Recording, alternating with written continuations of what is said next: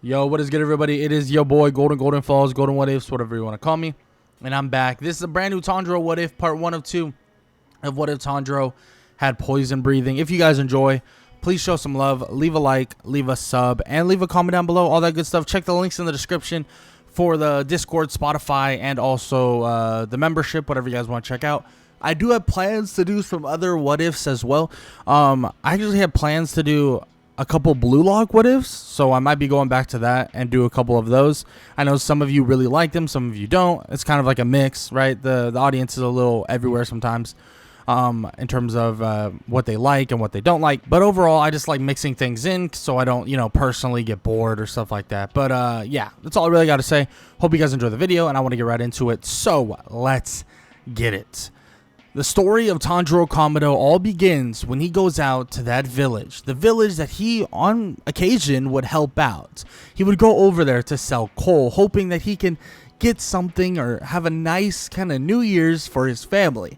But what he didn't know is that him leaving would be the craziest, not only coincidence, but one of the most insane failures he personally would feel when he would go over to that village and then head back the next day. Because when he would walk up that mountain, when he would smell something all around him, when he would smell the blood coming from his, family's home, he'd run over in one foul swoop and in a dash. And when seeing his entire family on the ground, panic would go through his entire body. He would realize, though, quickly that his little sister by the name of Nezuko is actually still alive. Grabbing her, running her down the entirety of the mountain, but then out of nowhere, she would attack him, attacking him and scratching and clawing at him, and even actually landing a slight blow, cutting him just a little bit, and in doing so, something would jolt inside of the body of Tanjiro, something that he didn't know was laying within him, but something that he would really utilize for the rest of his journey that he has coming in front of him. And that is, out of nowhere, the blood that was seeping through his body would actually have poison come out, and out of nowhere Nezuko would fall completely still and pass out cold from the poison itself. And after this would ensue, Giyu Tomioka would show up out of nowhere and ask Tanjiro what the hell is going on. Would even talk to him and break down what is basically who Nezuko is and what's happening, and telling him that Nezuko is a demon and yada yada yada, all that stuff. And obviously he would talk they would talk to each other, and Tanjiro would tell him like, no, it's my sister, like blah blah blah, and let me handle it. And eventually he would get that opportunity, and Nezuko would wake up and actually be somewhat under control. Nothing crazy, like she wouldn't be fully under control, she's fully okay, but she would have somewhat like an idea of like this calming sensation, and she would be okay. And this would lead to them heading off, by the words of Giyu Tomioka, heading off to Urokodaki. And of course, their little journey, he grabs some things on the way, and he obviously gets Nezuko into a spot where she can be covered up away from the sun, learning that demons are obviously weak, or, can be killed by the sun itself. After some time would pass, the nighttime would eventually fall, and Tanjiro and Nezuko would actually come across their first demon encounter. And that first demon encounter would be against the temple demon.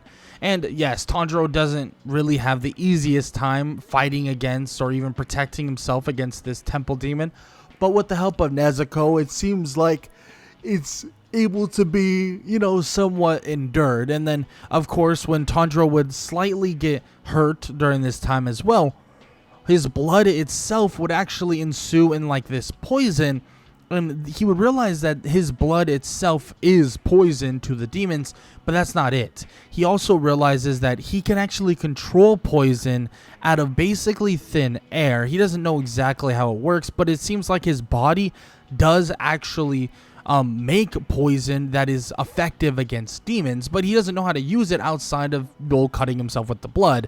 But of course, there has to be other ways to utilize it, other ways he could somehow find a way to actually use it against various demons. And he utilizes it just enough against the temple demon to take him down, And with the help of an arriving Urokodaki, they would take down that temple demon and handle things the way they need to be handled. And when the training begins with Tanjiro and Urokodaki, and when they begin training and he begins learning so many different styles of fighting and, utilizing a sword and water breathing to an extent, it starts meshing with his ability to actually utilize the poison. It seems that the water breathing itself, he's able to kind of imbue it with the poison that is kind of coming out of his own body. And he doesn't know exactly how it works, but he knows partially how it works.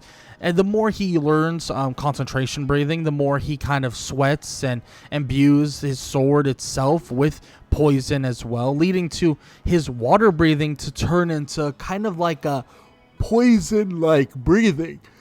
And in doing so, it seems like it gives him an opportunity to have a new way of taking down demons, a new way to actually defend himself as a demon slayer. And on top of that, he'd be working with obviously Urokodaki, but also the spirits of Sabito and Makomo.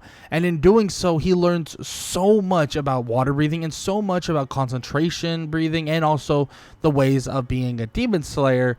And then eventually he would be prepared, ready, and fully able and capable of doing things the way he believes they need to be done. And more specifically, he is fully capable of defending himself, slicing through that boulder, and before you know it, he would be off to actually try out for the final selection.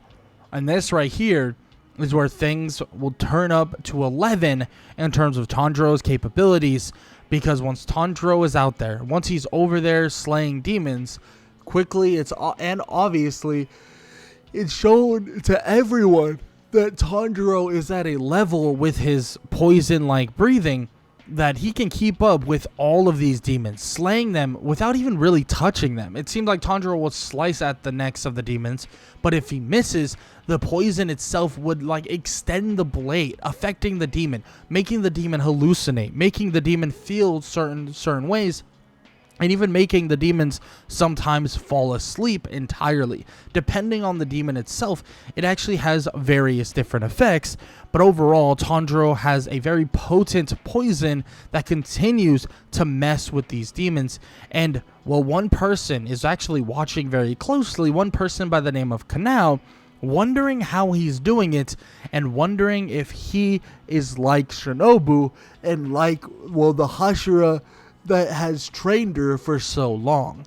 And she makes herself kind of question the idea of it, but being the way she is, she doesn't actually say much. She doesn't say anything, actually, and she just kind of leaves it at that. But she thinks about the idea of maybe bringing this up to Shinobu when she gets back, but other than that, she doesn't know too much, leading to Tanjiro eventually obviously taking on the hand demon as well.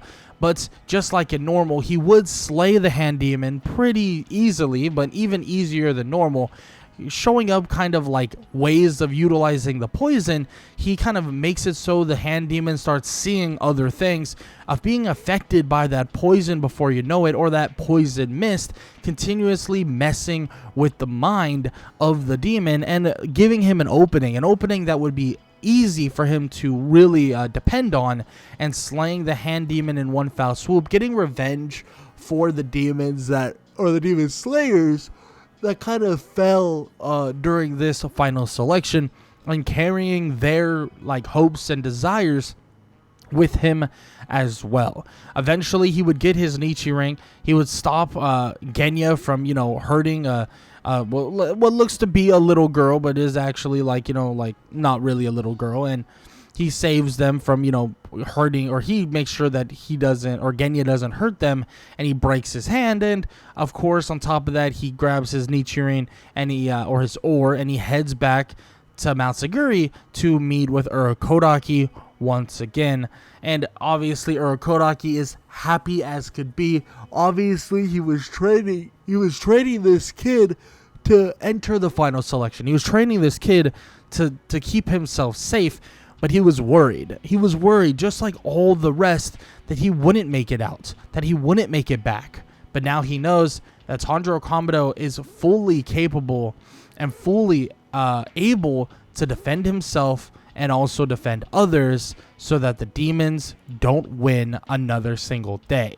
And before you know it, his blade would come, he would get his kind of like clothing properly and ready, and his blade would arrive, and when he would grab onto it, the blade itself would actually just be black. And they would be kind of, upset about this. They would be, like that kind of sucks, it's kind of a bad thing for, the blade to be black, blah, blah, blah.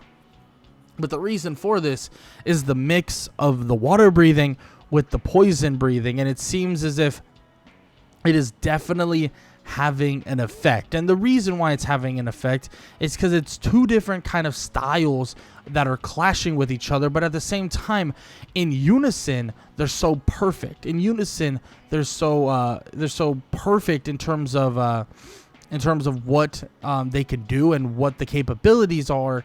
And Tanjiro obviously is going to show that as he continues kind of slaying demon after demon, and as he's going to progress throughout his own missions. And obviously this would eventually lead him to that very first mission, and that very first mission would be he'd be embarking to meet someone by the name of Kazumi, who actually saw him by his own eyes, his future wife at that moment, be taken by something known as the Swamp Demon.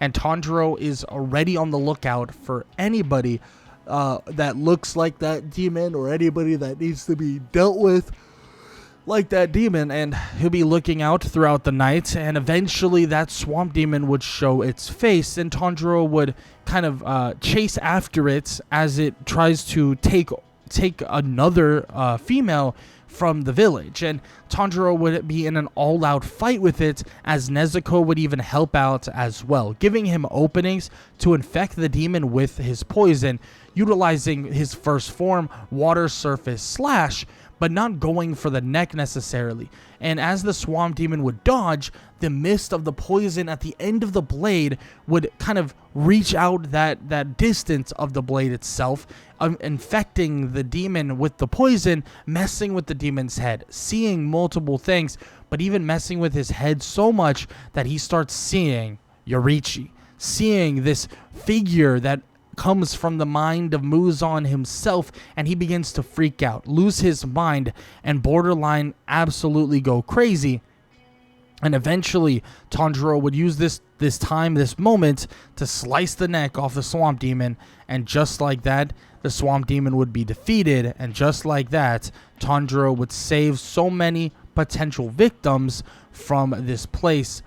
But still, it doesn't matter necessarily that they were stopped when so many already went missing, but at least for now, the village can feel safe for the moment. But Tanjiro's mission is far from finished, because he'll be on his way already to another place, a city that never sleeps, a city that is bright during the night, and it seems like his mission is also to find a demon that is currently hiding within this city. And after some time, after some movement, and after getting there eventually, Tanjiro would see and smell the demon that is here, and that is the demon by the name of Muzan Kibutsuji. And it seems like this smell is exactly what he smelt at his house when his entire family was sent to the afterlife. And that is the demon that ended his entire family, and he wants absolute revenge. But before you know it, he would be caught up in a bad situation. This so-called Muzan would have a wife, a kid, and he would be freaking out, wondering, how is this a thing? How is this possible? This doesn't make sense. He would lose his mind just a little bit trying to figure it all out, but he would tell Muzan that just so he knows that they're not finished just yet. He can walk away, he can go away, he can do whatever he sees fit, but it doesn't change the fact that they are not done. And he can't do anything now, but he will be able to do something later. Muzan would turn a man into a demon just to get away, quietly in his own little way. But that demon would be handled by Tanjiro in one foul swoop, making him pass out and giving him an opening to slice through him just like that. And Tanjiro all he's thinking is that he would give up anything to make sure Muzan never gets away ever again. And as this thought is going through his mind, he would be introduced, and Yushiro would walk up to him and introduce himself and tell him that Lady Tamaya would like to speak with him. And that meeting would ensue. They would talk about a couple things, about Nezuko, about her condition, about if she can really be brought back to, being a human. And of course, that conversation would be an iffy one. It would be a hard one to really truly figure out, because we don't know for sure. But the idea is to get the blood of the 12 Kizuki and then basically get get a kind of a pseudo kind of cure that would allow Nezuko to turn back into a human. But everybody needs to know that there's no guarantees in this. There's no absolutes. But as Tanjiro and Yushiro and Lady Tamaya are talking about all this, eventually a noise can be heard, and that noise would be two demons, Susumaru and Yahaba, hunting for Tanjiro, and they arrive quickly, and Tanjiro tells them that he has no time for this. Nezuko would jump out of her box to fight as well, but Tanjiro would tell them to go away now, and he'll let them leave, but if they don't, he'll do what must be done, in which immediately they would attack. Of course, Susumaru and Yahaba respectively would utilize their own powers, from kicking what seems to be a ball to utilizing these arrows that are utilized for long distance attacks, making it so Tanjiro does have a difficult time keeping up with it, but at the same time his reach does expand, and the more he moves, the more he's utilizing this kind of like water breathing / poison breathing, a little bit of a mix of both. The more he's utilizing it to move around, he's kind of covering the entire area with this poison slowly but surely, and it seems as if it's starting to affect even Yushiro and Lady Tamaya. Of course, he tells them to kind of move away, to get away from this area, and soon before you know it, Susumaru and Yahaba are started to be affected by this as well, like a lot more than Yushiro and also Lady Tamaya, affected to the point that their movements are getting slower, their attacks are getting slower, everything is getting slower, and eventually Tanjiro would have that opening, slicing through both of them in one foul swoop. But of course, that slow, that grogginess that they're feeling from the poison would ensue in slower regeneration, and also make it so it's so much easier for him to close that distance and end what he needed to end. And before you know it, he would have exterminated Susumaru and Yahaba without even really needing the help of Lady Tamaya and Yushiro, even though he really couldn't see the kind of like the kind of arrows that were getting sent around and stuff like that. The slowdown of the battlefield helped him so much that he could really push that boundary to actually defeat both of them in one foul swoop. And after a conversation with Lady Tamaya and Yushiro, they talk about, what needs to get done and how they're going to do it and what they're going to do in terms of and basically getting some of the vials of blood from the 12 Kizuki, and then eventually they would head off to their next mission, where Tanjiro would actually run into Zenitsu for the very first time, telling him to basically get away from that girl and, handle his business elsewhere. Like, stop, getting all in the business of this random girl, and stop getting in the business of this girl that wants nothing to do with you. And he drags him off to a mission where they actually go to this mansion to find the brother of these two little kids. And Tanjiro and Zenitsu would eventually split up, where Tanjiro encounters a former member of the 12 Kizuki by the name of Kyogai, in which Tanjiro would kind of see an opening for Kyogai, because Kyogai would kind of just sit there ranting and rumbling about various things, and Tanjiro would see this as an opening, and the fact that it's a closed off area.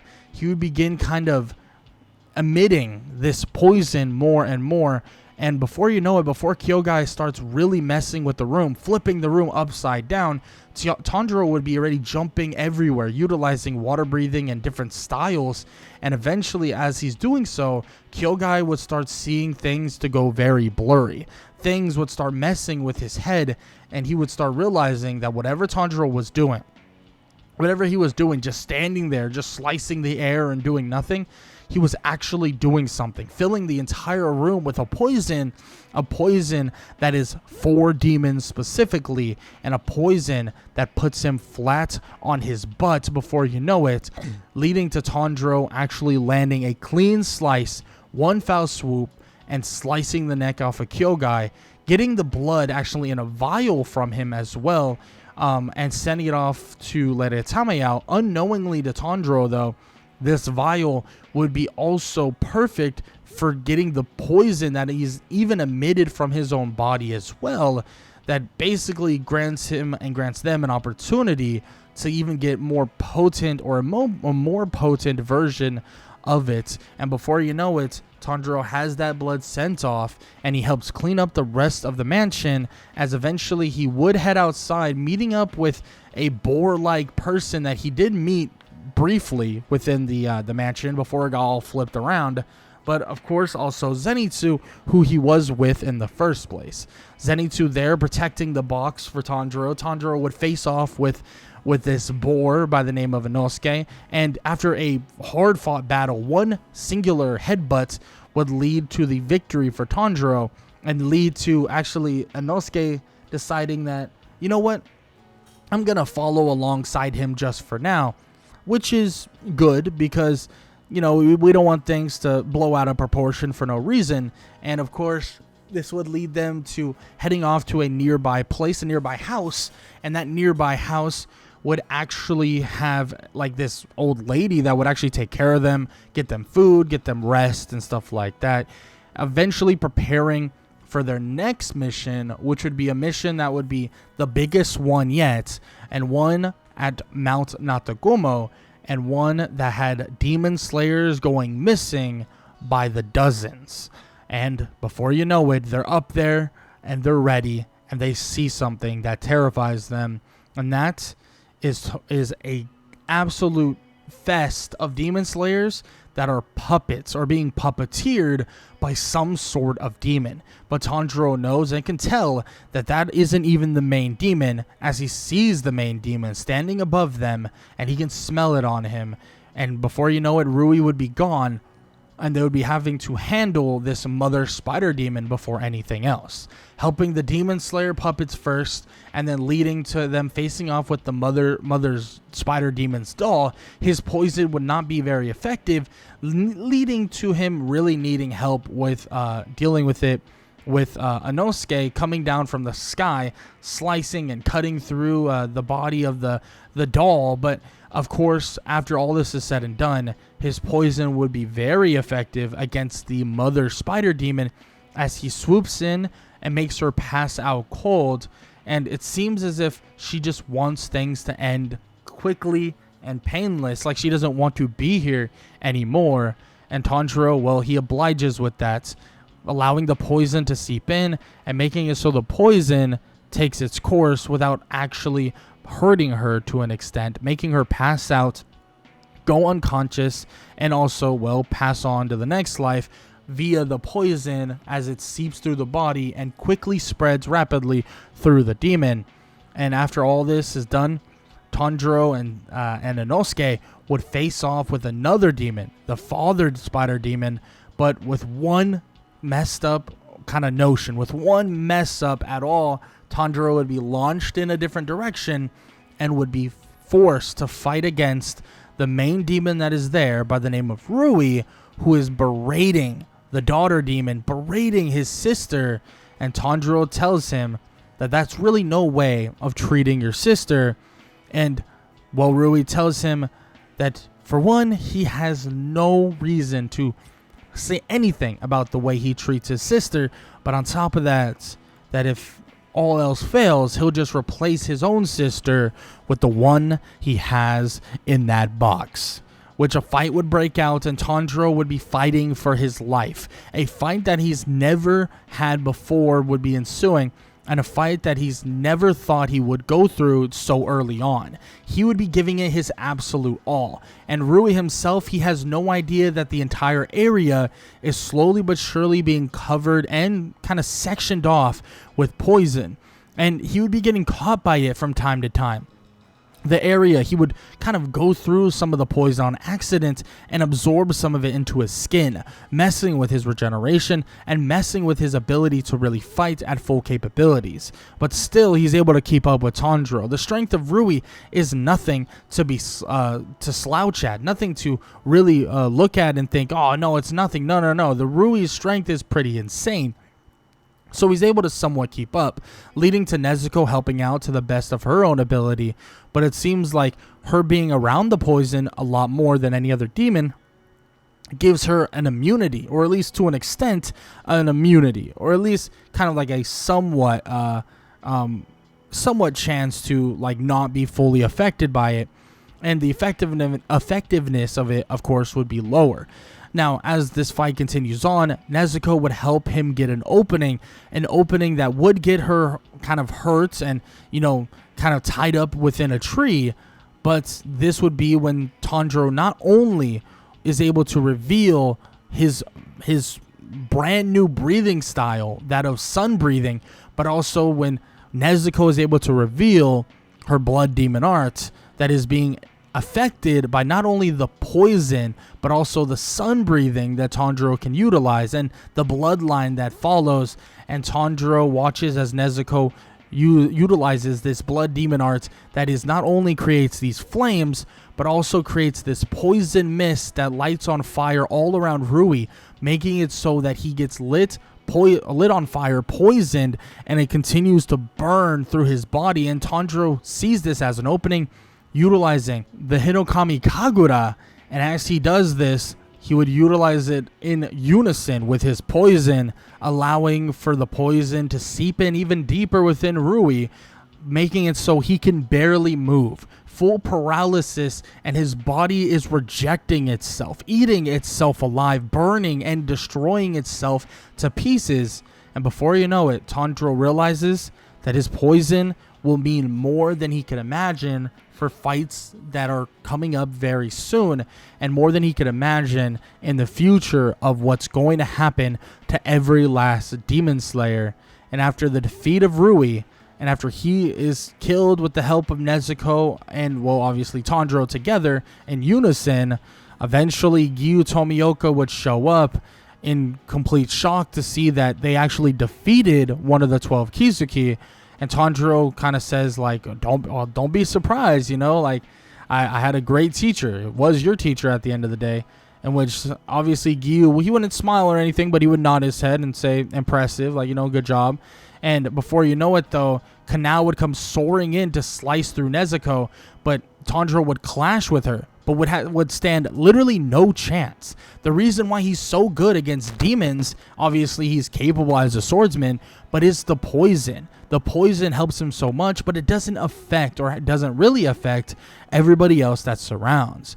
AKA Kanao or other demon slayers, it doesn't affect them really at all.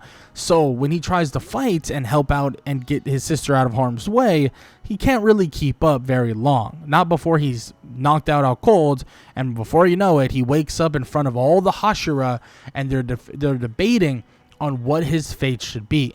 And Tanjiro tells them that Nezuko is a demon that would never hurt anything, and they need her to help. They don't understand the powers that her and him actually hold can help so much, and this would obviously lead to like a trial by the Hashira, or more specifically the Wind Hashira by the name of Saname, and he attacks Nezuko, slicing into the box, and Tanjiro, pissed off, headbutts. Bang. Immediately Saname, and they go kind of brawling a little bit until Ubuyashiki, actually the master of the Demon Slayers, of course, basically tells them to stop and halt, and eventually Kaguya or Ubuyashiki would give his blessing to Nezuko after reading the letter from Urokodaki. And after all that is said and done, Saname even still tries to discredit Nezuko, but with the more the poison and the effect that the poison has on her, it actually helps her with obviously avoiding the blood of Saname. And on top of that, just makes sure that it instates and shows everybody that she is a demon slayer. She is capable, and she is ready to protect everybody with the help of Tanjiro and all the other demon slayers, ensuing in an eventual rehabilitation training. But a lot of this rehabilitation, it not only involves Kanao and many others, but it heavily involves Shinobu, because she wants to know more about the poison that bleeds off his skin, and the poison that could hopefully help and affect the eventual battle with some of the most terrifying and most disgusting demons that are out there. And she even clues Tanjiro in on this idea, and clues him in on the idea that, and well, what she's been doing to basically inflict her entire body with a poison-like substance, and or kind of like a wisteria type of thing. And she wants basically him to do the same for her, to basically help her make it more potent, in which Tanjiro does do that in the acts of kind of like all the practice and all the training they do alongside each other, and helps her out the most he possibly can, and even donates vials of his own blood, believing that it could be effective against the demons, or even could be the true antidote to the demons as well, in which she agrees that there genuinely could be a chance for that to be the truth, and might just work the way they want it to work. But he has a lot more training to do, a lot more rehabilitation to do, and what better to do in terms of after your rehabilitation training than to work alongside the Flame Hashira himself, Rengoku, to learn not only more about this poison side of breathing of kind of like his abilities, or that poison breathing portion of his abilities, but also the acts of sun breathing that he knows legitimately bare minimum or basically nothing about. And before you know it, they're on that train, the Mugen train, and they walk up and they see Rengoku eating sushi like it's going to be his last meal, or eating food like it's going to be his last meal. And before you know it, they would be on the train moving down the tracks, and Kyojuro Rengoku would be ready and able to show all of them what a Hashira truly looks like. But you're going to have to wait until the next and final part 2 of 2 of What If Tanjiro Had Poison Breathing, for the rest of the story. And if you guys enjoyed, please show some love, leave a like, leave a sub, leave a comment down below, all that good stuff. Hope you guys enjoyed, and I hope all y'all have an amazing day. Later.